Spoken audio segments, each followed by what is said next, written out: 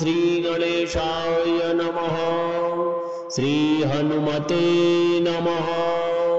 श्रीहनुमत्कवचं विनियोगः। ॐ अस्य श्रीहनुमद्दिव्यकवचस्तोत्रमन्त्रस्य अनुष्टुप्छन्दः। श्रीरामऋषिः श्रीहनुमान् देवता आञ्जनेयेति शक्तिः वातात्मजेति दैवतं बीजम् श्रीहनुमानिति मन्त्रः। मर्कटराडिति कीलकम् वज्रकायेति कवचम् बलवानिति योनिः द्रष्टायुधेति अस्त्रम् हृदयादिन्यासः। ॐ अञ्जनासूनवे इति हृदये रुद्ररूपाय नमः शिरसि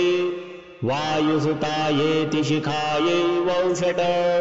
अग्निगर्भाय नमः कवचाय हुम रामदूताय नमः नेत्रत्राय वौषट ब्रह्मास्त्रस्तम्भनायेति अस्त्राय फट। अथ ध्यानम् ध्यायेद्बालदिवाकरद्युतिनिभं देवारिदर्पापहम् देवेन्द्रप्रमुखं समस्तयशसं देदीप्यमानं रुचा सुग्रीवादिसमस्तवानरयुतं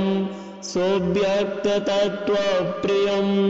संरक्तारुणलोचनं पवनजं पीताम्बरालङ्कृतम्। अथ कवचं प्राच्यां वज्रतनुः पातो आग्नेयामग्निना जितः याम्यां पात्वञ्जनीपुत्रो शोकघ्नः पिङ्गलेक्षणः नैऋत्यां पातु दैत्यघ्नो वारुणायाब्धिलङ्घनः नैऋत्यां पातु दैत्यघ्नो वारुण्यामब्धिलङ्घनः वायव्यां वायुजः पातु प्रयत्नेनोत्तरादिशः पातु लक्ष्मणशोकघ्नो गमनः सर्वदा महान् ऐशान्यामीश सम्पातो पातु यत्नेन नान्यथा ऊर्ध्वमूर्धात्मनः पातु अधः पातालसाधकः। मन्त्रः ॐ श्रीहनुमते महापराक्रमाय सर्वकार्याणि इमानि मम साधय ह्रूं ह्रूं फट् स्वाहा। त्रिशिरोरग्नः शिरः पातु भालं भाले क्षणः प्रभो कर्णौ पातु प्रकर्णस्यास्तथाक्षिण्यक्षसंहरः हनुमान् मे हनूपातो नासिकाङ्घ्रमनासिजित् चतुर्वक्त्रहरो वक्त्रं पातु दन्तानि सर्वदा शूलद्रष्टाजितः पातु जिह्वायां दैत्यजिह्वः भुजौ भुजायुधः पातु स्कन्धौ मे स्कन्धिकारकः अङ्गुलीः पातु रामस्य वरणाङ्गुलीयधारकः नखान्नखायुधः पातु कङ्किनीभञ्जनस्तनौ नाभिं पातु सदा पद्म नाभश्च निजशक्तिमान् पृष्ठं पातु रणे पृष्ठं नादेयः सर्वदा हितः गुदं रक्तगुदः पातु गुह्यं गुदं रक्तगुदः पातु गुह्यं गुह्यस्त्वलिङ्गकः उरु पात्वहितस्यूरु भञ्जनो ग्रामसत्वरः स्थूलं जङ्घासङ्ख्यसंहार पातु मे जङ्घयोर्द्वयोः दैत्यानां शेषविन्यस्त पादः पात्वनिशम्पदौ यत्नेन सर्वकर्माणि मर्मज्ञः पातु सर्वदा रक्तरोमाह्वयध्वंसे रोमकूपानि पातु माम् अन्निपात्वहितावध्यः रात्रौ रात्रिजयाधिकः सन्ध्यां सन्ध्यानकारण्यां रामायानीय दत्तवान् सङ्ग्रामे तु महान् मोहान् सर्वदा सर्वतो जयः जले ग्रहहरः पातु वने लङ्कावनान्तकृत् स्थले भीमाग्रजः पातु गिरौ गिरिवनेश्वरः सङ्ग्रामे बलवान् पातु अग्नौ लङ्काविदाहकः गृहे मां पातु सर्वत्र कदलीवनमन्दिरः हनुमत्कवचं यस्तु पठेद्विद्वान् विचक्षणः तत्फलं पुरतः सर्वं वक्ष्यामीह योगः ॐ अस्य श्रीहनुमद्दिव्यकवचस्तोत्रमन्त्रस्य अनुष्टुप्छन्दः श्रीराम ऋषिः श्रीहनुमान् देवता आञ्जनेयेति शक्तिः वातात्मजेति दैवतं बीजम् श्रीहनुमानिति मन्त्रः मर्कटराडिति कीलकम् भद्रकायेति कवचम् बलवानिति योनिः द्रष्टायुधेति अस्त्रम् हृदयादिन्यासः ॐ अञ्जनासूनवे इति हृदये रुद्ररूपाय नमः शिरसि वायुसुतायेति शिखायै वौषट अग्निगर्भाय नमः कवचाय हुम रामदूताय नमः नेत्रत्राय वौषट ब्रह्मास्त्रस्तम्भनायेति अस्त्राय फट अथ ध्यानम् ध्यायेद्बालदिवाकरद्युतिनिभम् देवारिदर्पापहम् देवेन्द्रप्रमुखं समस्तयशसं देदीप्यमानं रुचा सुग्रीवादिसमस्तवानरयुतं सुव्यक्ततत्त्वप्रियं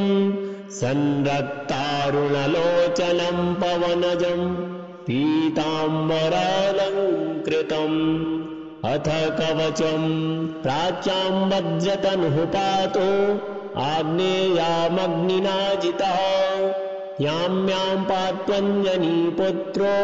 शोकघ्नः पिङ्गलेक्षणः नैऋत्यां पातु दैत्यघ्नो वारुणायाब्धिलङ्घनः नैऋत्यां पातु दैत्यघ्नो वारुण्यामब्धिलङ्घनः वायव्यां वायुजः पातु प्रयत्नेनोत्तरादिशः पातु लक्ष्मणशोकघ्नो गमनः सर्वदा महान् ऐशान्यामीश सम्पातु पातु यत्नेन नान्यथा ऊर्ध्वमूर्धात्मनः पातु अधः पातालसाधकः मन्त्रः ॐ श्री हनुमते महापराक्रमाय सर्वकार्याणि इमानि मम साधय ह्रूं ह्रूं फट् स्वाहा त्रिशिरोरग्नः शिरः पातु भालं भाले क्षणः प्रभो कर्णौ पातु प्रकर्णस्यास्तथा क्षिण्यक्षसंहरः हनुमान् मे हनूपातु नासिकाङ्घ्रमनासिजित् चतुर्वक्त्रहरो वक्त्रम् पातु दन्तानि सर्वदा शूलद्रष्टाजितः पातु जिह्वायां दैत्यजिह्वः भुजौ भुजायुधः पातु स्कन्धौ मे स्कन्धिकारकः अङ्गुलीः पातु रामस्य वरणाङ्गुलीयधारकः नखान्नखायुधः पातु कङ्किनीभञ्जनस्तनौ नाभिं पातु सदा पद्म नाभश्च निजशक्तिमान् पृष्ठं पातु रणे पृष्ठं नादेयः सर्वदा हितः गुदं रक्तगुदः पातु गुह्यं गुदं रक्तगुदः पातु गुह्यं गुह्यस्त्वलिङ्गकः उरूपात्वहितस्यूरु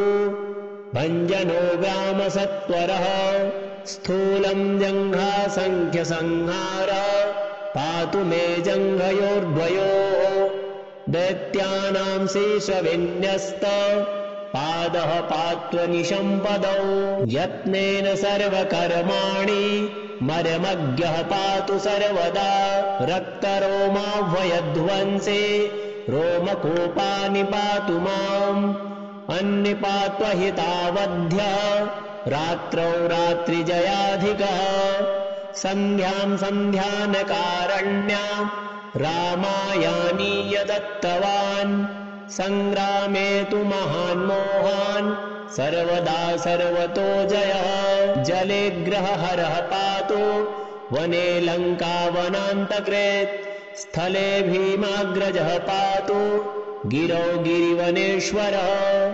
सङ्ग्रामे बलवान् पातु अग्नौ लङ्काविदाहकः गृहे मां पातु सर्वत्र कदलीवनमन्दिरः हनुमत्कवचं यस्तु पठेद्विद्वान् विचक्षणः तत्फलं पुरतः सर्वं वक्ष्यामीह मुनीश्वर योगः ॐ अस्य श्रीहनुमद्दिव्यकवचस्तोत्रमन्त्रस्य अनुष्टोच्छन्दः श्रीराम ऋषिः श्रीहनुमान् देवता आञ्जनेयेति शक्तिः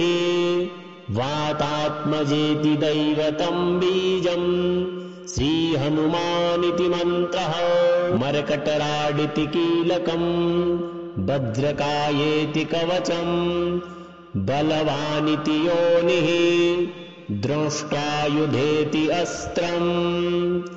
हृदयादिन्यासः ॐ अञ्जनासूनवे इति हृदये रुद्ररूपाय नमः शिरसि वायुसुतायेति शिखायै वौषट अग्निगर्भाय नमः कवचाय हुम रामदूताय नमः नेत्रत्राय वौषट ब्रह्मास्त्रस्तम्भनायेति अस्त्राय फट अथ ध्यानम्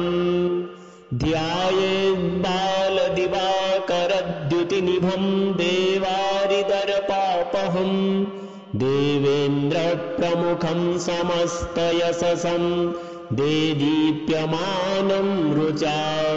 सुग्रीवादिसमस्तवानरयुतं सुव्यक्ततत्त्वप्रियं संरक्तारुणलोचनं पवनजं पीताम्बरालङ्कृतम् अथ कवचं प्राच्यां वज्रतनुः पातु आग्नेयामग्निना जितः याम्यां पात्वञ्जनीपुत्रो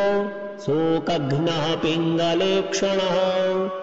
नैऋत्यां पातु दैत्यघ्नो वारुणायाब्धिलङ्घनः नैऋत्यां पातु दैत्यघ्नो वारुण्यामब्धिलङ्घनः वायव्यां वायुजः पातु प्रयत्नेनोत्तरादिशः पातु लक्ष्मणशोकघ्नो गमनः सर्वदा महान् ऐशान्यामीश सम्पातो पातु यत्नेन नान्यथा ऊर्ध्वमूर्धात्मनः पातु अधः पातालसाधकः मन्त्रः ॐ श्री हनुमते महापराक्रमाय सर्वकार्याणि इमानि मम साधय ह्रूं ह्रूं फट् स्वाहा त्रिशिरोरग्नः शिरः पातु भालं भाले क्षणः प्रभो कर्णौ पातु प्रकर्णस्यास्तथा क्षिण्यक्षसंहरः हनुमान् मे हनूपातो नासिकाङ्घ्रमनासिजित् चतुर्वक्त्रहरो वक्त्रम् पातु दन्तानि सर्वदा शूलद्रष्टाजितः पातु जिह्वायां दैत्यजिह्वः भुजौ भुजायुधः पातु स्कन्धौ मे स्कन्धिकारकः अङ्गुलीः पातु रामस्य वरणाङ्गुलीयधारकः नखान्नखायुधः पातु कङ्किनी भञ्जनस्तनौ नाभिं पातु सदा पद्म नाभश्च निजशक्तिमान् पृष्ठं पातु रणे पृष्ठं नादेयः सर्वदा हितः गुदं रक्तगुदः पातु गुह्यं गुदं रक्तगुदः पातु गुह्यं गुह्यस्त्वलिङ्गकः उरूपात्वहितस्यूरु भञ्जनो व्यामसत्वरः स्थूलं जङ्घासङ्ख्यसंहार पातु मे जङ्घयोर्द्वयोः दैत्यानां शेषविन्यस्त पादः पात्वनिशम्पदौ यत्नेन सर्वकर्माणि मर्मज्ञः पातु सर्वदा रक्तरोमाह्वयध्वंसे रोमकूपानि पातु माम् अन्निपात्वहितावध्यः रात्रौ रात्रिजयाधिकः सन्ध्यां सन्ध्यानकारण्यां रामायानीय दत्तवान् सङ्ग्रामे तु महान् मोहान् सर्वदा सर्वतो जयः जले ग्रहहरः पातु वने लङ्कावनान्तकृत् स्थले भीमाग्रजः पातु गिरौ गिरिवनेश्वरः सङ्ग्रामे बलवान् पातु अग्नौ लङ्काविदाहकः गृहे मां पातु सर्वत्र कदलीवनमन्दिरः हनुमत्कवचं यस्तु पठेद्विद्वान् विचक्षणः तत्फलं पुरतः सर्वं वक्ष्यामीह नियोगः ॐ अस्य श्रीहनुमद्दिव्यकवचस्तोत्रमन्त्रस्य अनुष्टुप्छन्दः श्रीराम ऋषिः श्रीहनुमान् देवता आञ्जनेयेति शक्तिः वातात्मजेति दैवतं बीजम् श्रीहनुमानिति मन्त्रः मर्कटराडिति कीलकम् भद्रकायेति कवचम् बलवानिति योनिः द्रष्टायुधेति अस्त्रम् हृदयादिन्यासः ॐ अञ्जनासूनवे इति हृदये रुद्ररूपाय नमः शिरसि वायुसुतायेति शिखायै वौषट अग्निगर्भाय नमः कवचाय हुम रामदूताय नमः नेत्रत्राय वौषट ब्रह्मास्त्रस्तम्भनायेति अस्त्राय फट अथ ध्यानम् ध्यायेद्बालदिवाकरद्युतिनिभं देवारिदर्पापहम् देवेन्द्रप्रमुखं समस्तयशसं देदीप्यमानं रुचा सुग्रीवादिसमस्तवानरयुतं सुव्यक्ततत्त्वप्रियं संरक्तारुणलोचनं पवनजं पीताम्बरालङ्कृतम् अथ कवचम् प्राच्यां वज्रतनुः पातु आग्नेयामग्निनाजितः याम्यां पात्वञ्जनीपुत्रो शोकघ्नः पिङ्गलेक्षणः नैऋत्यां पातु दैत्यघ्नो वारुणायाब्धिलङ्घनः नैऋत्यां पातु दैत्यघ्नो वारुण्यामब्धिलङ्घनः वायव्यां वायुजः पातु प्रयत्नेनोत्तरादिशः पातु लक्ष्मणशोकघ्नो गमनः सर्वदा महान् ऐशान्यामीश सम्पातु पातु यत्नेन नान्यथा ऊर्ध्वमूर्धात्मनः पातु अधः पातालसाधकः मन्त्रः ॐ श्री हनुमते महापराक्रमाय सर्वकार्याणि इमानि मम साधय ह्रूं ह्रूं फट् स्वाहा त्रिशिरोरग्नः शिरः पातु भालं भाले क्षणः प्रभो कर्णौ पातु प्रकर्णस्यास् तथाक्षिण्यक्षसंहरः हनुमान् मे हनूपातो नासिकाङ्घ्रमनासिजित् चतुर्वक्त्रहरो वक्त्रम् पातु दन्तानि सर्वदा शूलद्रष्टाजितः पातु जिह्वायां दैत्यजिह्वः भुजौ भुजायुधः पातु स्कन्धौ मे स्कन्धिकारकः अङ्गुलीः पातु रामस्य वरणाङ्गुलीयधारकः नखान्नखायुधः पातु कङ्किनीभञ्जनस्तनौ नाभिं पातु सदा पद्म नाभश्च निजशक्तिमान् पृष्ठं पातु रणे पृष्ठं नादेयः सर्वदा हितः गुदं रक्तगुदः पातु गुह्यं गुदं रक्तगुदः पातु गुह्यं गुह्यस्त्वलिङ्गकः उरूपात्वहितस्यूरु भञ्जनो ग्रामसत्वरः स्थूलं जङ्घासङ्ख्यसंहार पातु मे जङ्घयोर्द्वयोः दैत्यानां शेषविन्यस्त पादः पात्वनिशम्पदौ यत्नेन सर्वकर्माणि मर्मज्ञः पातु सर्वदा रक्तरोमाह्वयध्वंसे रोमकूपानि पातु माम् अन्निपात्वहितावध्यः रात्रौ रात्रिजयाधिकः सन्ध्यां सन्ध्यानकारण्यां रामायानीय दत्तवान् सङ्ग्रामे तु महान् मोहान् सर्वदा सर्वतो जयः जले ग्रहहरः पातु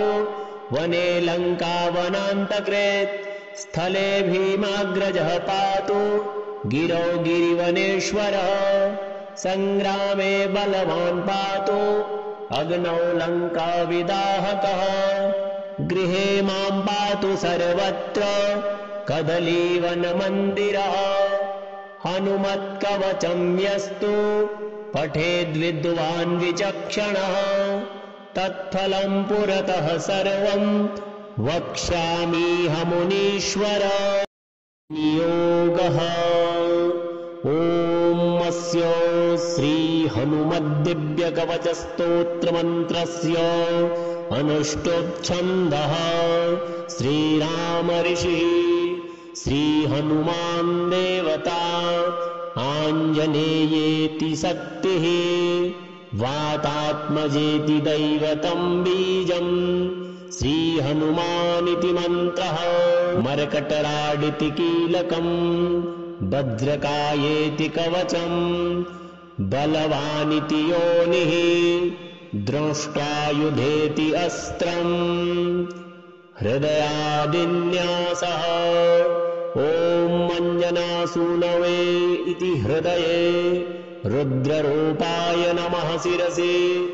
वायुसुतायेति शिखायै वौषट अग्निगर्भाय नमः कवचाय हुम रामदूताय नमः नेत्रत्राय वौषट ब्रह्मास्त्रस्तम्भनायेति अस्त्राय फट अथ ध्यानम् ध्यायेद्बालदिवाकरद्युतिनिभं देवारिदर्पापहम् देवेन्द्रप्रमुखं समस्तयशसं देदीप्यमानं रुचा सुग्रीवादिसमस्तवानरयुतं सुव्यक्ततत्त्वप्रियं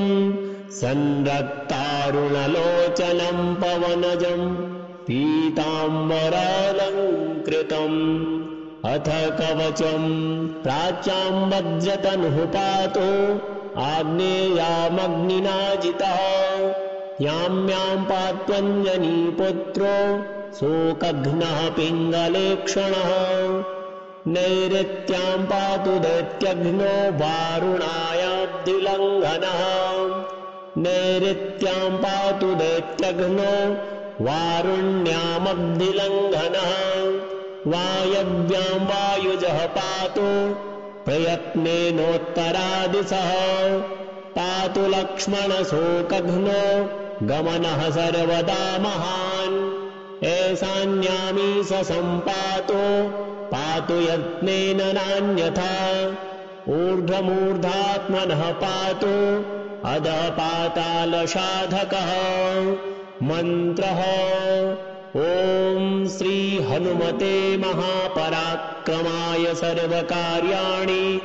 इमानि मम साधय ह्रूं ह्रूं फट् स्वाहा त्रिशिरोरग्नः शिरः पातु भालं भाले क्षणः प्रभो कर्णौ पातु प्रकरणस्यास्तथा क्षिण्यक्षसंहरः हनुमान् मे हनूपातो नासिकाङ्घ्रमनासिजित् चतुर्वक्त्रहरो वक्त्रं पातु दन्तानि सर्वदा शूलद्रष्टाजितः पातु जिह्वायां दैत्यजिह्वः भुजौ भुजायुधः पातु स्कन्धौ मे स्कन्धिकारकः अङ्गुलीः पातु रामस्य वरणाङ्गुलीयधारकः नखान्नखायुधः पातु कङ्किनीभञ्जनस्तनौ नाभिं पातु सदा पद्म नाभश्च निजशक्तिमान् पृष्ठं पातु रणे पृष्ठं नादेयः सर्वदा हितः गुदं रक्तगुदः पातु गुह्यं गुदं रक्तगुदः पातु गुह्यं गुह्यस्त्वलिङ्गकः उरूपात्वहितस्यूरु भञ्जनो व्यामसत्वरः स्थूलं जङ्घासङ्ख्यसंहारः पातु मे जङ्घयोर्द्वयोः दैत्यानां शेषविन्यस्त पादः पात्वनिशम्पदौ यत्नेन सर्वकर्माणि मर्मज्ञः पातु सर्वदा रक्तरोमाह्वयध्वंसे रोमकूपानि पातु माम् अन्निपात्वहितावध्यः रात्रौ रात्रिजयाधिकः सन्ध्यां सन्ध्यानकारण्यां रामायानीय दत्तवान् सङ्ग्रामे तु महान् मोहान् सर्वदा सर्वतो जयः जले ग्रहहरः पातु वने लङ्कावनान्तकृत् स्थले भीमाग्रजः पातु गिरौ गिरिवनेश्वरः सङ्ग्रामे बलवान् पातु अग्नौ लङ्काविदाहकः गृहे मां पातु सर्वत्र कदलीवनमन्दिरः हनुमत्कवचं यस्तु पठेद्विद्वान् विचक्षणः तत्फलं पुरतः सर्वं वक्ष्यामीह मुनीश्वर।